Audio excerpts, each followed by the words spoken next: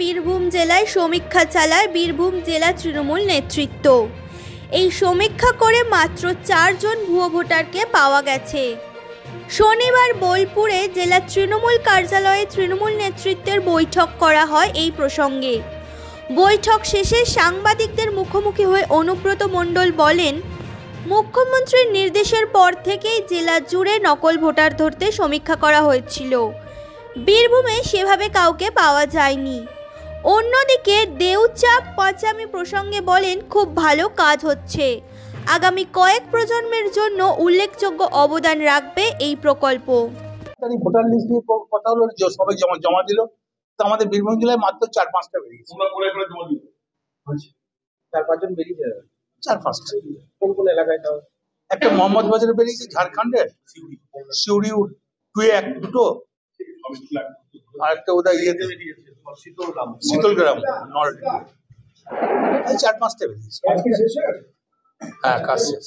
এরা কি অন্য রাজ্যে থেকে এখানকার যারা? হ্যাঁ, অন্য রাজ্যে, যেমন ঝাড়খণ্ড।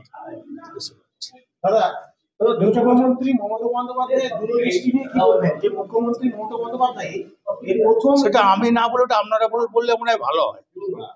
আমি না বলে ওটা যদি আপনারা দয়া করে বলেন, হ্যাঁ আপনারা একটু বিজেপি গান বেশি গান, তো একবার মমতা ব্যানার্জি গানটা গান।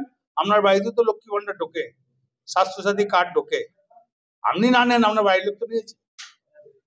86টা প্রকল্প, তো আপনার বাড়িতে 10টা প্রকল্প আছে, তো ওই গুণটা আপনারা গান না। কালকে আপনার কিন্তু নির্বাচন কমিশন সেটা ভুল মেনেছে। যাক, আমি তবে মহারাষ্ট্র ধরতে পারে নাই, দিল্লি ধরতে পারে নাই, মমতা ব্যানার্জি ধরেছে, তারপরে কি টনক নড়েছে।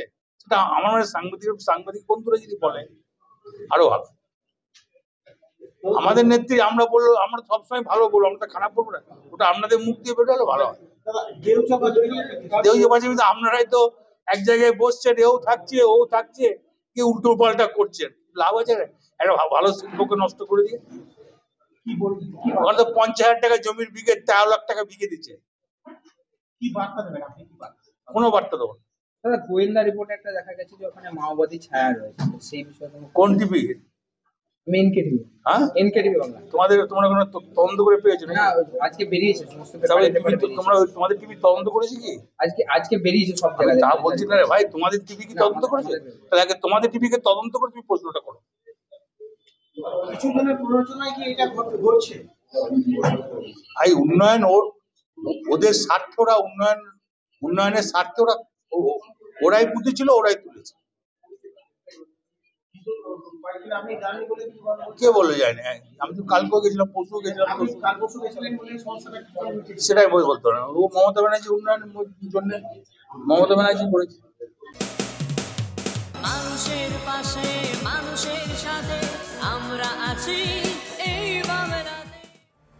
আপনারা দেখছেন সংবাদ শিরোনাম। দেখলেন তো অনেক কিছু, এবার দেখুন নতুন কিছু।